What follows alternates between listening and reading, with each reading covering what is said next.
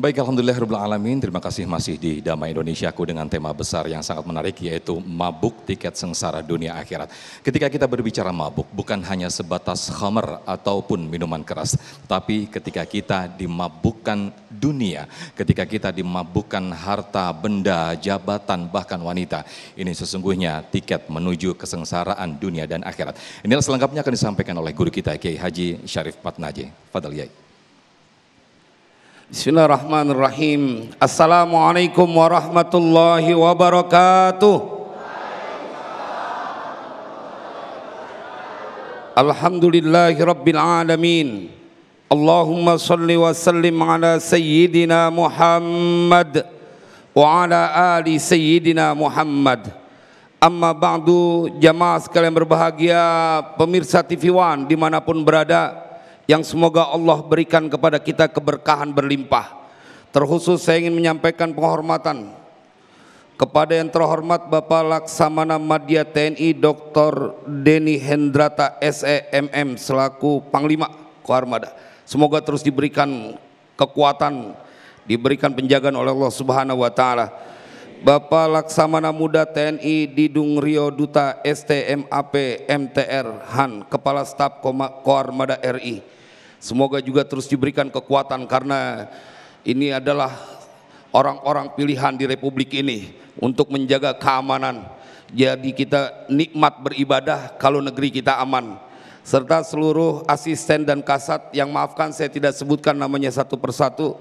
Guru kita Kiai Jumharuddin, Ustaz Sofyan.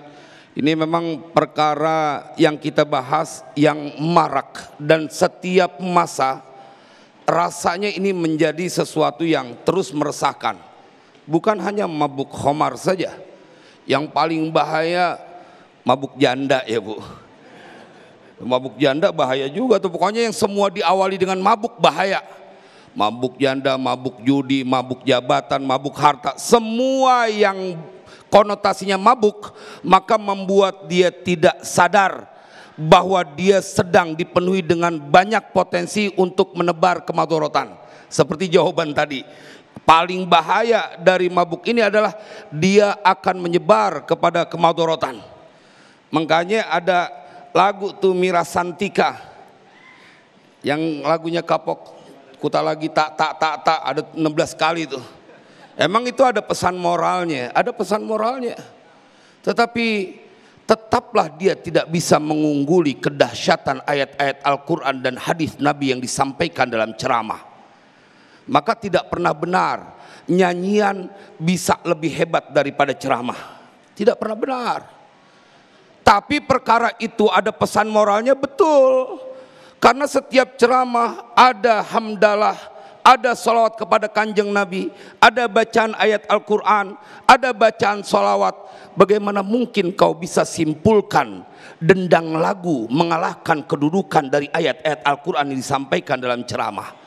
Jamaah sekalian berbahagia, bahwa kalau orang sudah kebanyakan minum khamar atau sesuatu yang memabukkan, akal sehatnya tidak akan berfungsi.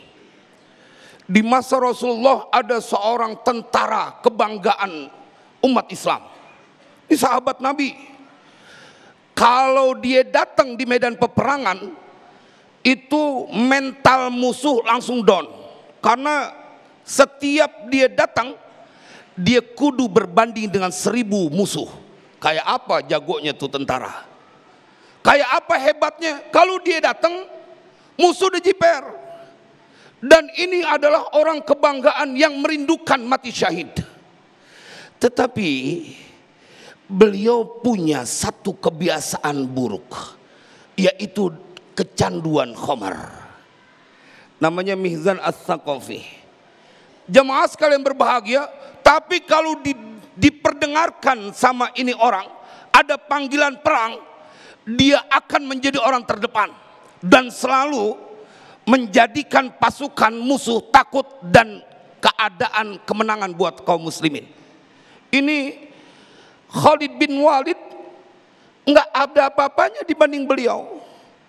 Satu waktu di masa Umar Ibnul Khattab, beliau ketahuan minum khamar dan nggak boleh ikut perang. Di tengah dia dalam perjalanan mau diasingkan, dia melepaskan diri karena panggilan perang tidak bisa dia hindari. Dia lari dan kemudian bergabung ke medan perang. Tetapi saat dia sedang berperang, ada waktu istirahatnya, dia lupa lagi untuk mengendalikan diri dari khamar. Dia minum lagi. Komandannya saat itu Sa'ad bin Abi Waqqas. Ditahan, dia dikurung. Dan kemudian pada saat dikurung dia bersenandung, dia sedih, dia mau tobat. Sehingga istrinya Sa'ad bin Abi Waqqas nggak tega, karena dia nggak bisa tenang kalau nggak turun di medan perang. Ini bawaannya kita kalau di depan saudara-saudara kita TNI, orang-orang hebat, kagak ada takutnya kita. Ngelihat baju lorengnya aja perasaan kita tenaga lebih banyak sekarang. Kenapa? Karena memang di dalam tubuh mereka ada keberanian yang diberikan lebih oleh Allah. Itu nggak bisa dibohongin. Jemaah sekalian berbahagia, ini ada orang yang kelewat hebat, tapi dia punya kebiasaan itu, jemaah. Dan akhirnya pada saat kekalahan hampir di depan mata, dia bisa untuk bergabung sampai Sa'ad bin Abi Waqqas berkata, karena dia nyamar, dia tutup. Saya ingin bercerita tentang orang hebat yang punya mental pejuang. Karena kita sekarang berada di tempatnya orang-orang yang tidak pernah ada ketakutan. Jemaah sekalian berbahagia, Sa'ad bin Abi Waqqas gembira.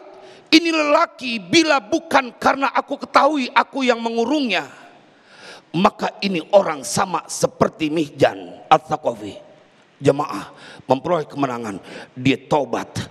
Dan memang saya ingin menyampaikan di majelis ini bahwa ini penyakit yang bisa merusak bukan hanya generasi sekarang, tetapi generasi yang akan datang. Dan ada yang lebih parah, mabuk judi. Udah, ini istri kalau punya suami mabuk judi udah nggak punya harapan. Tempo hari kita dengar di berita bahwa kemudian menjadi petaka karena kelewat gampang. Dari bab ribanya saja udah masalah tuh.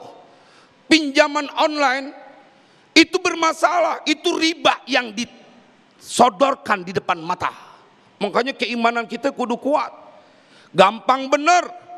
Tetapi jamaah, setelah dia pinjaman online, ada lagi perbuatan yang harus dilakukan, yaitu yang mereka menjadi ada harapan dengan judi online. Dan ini bukan cuma orang-orang awam.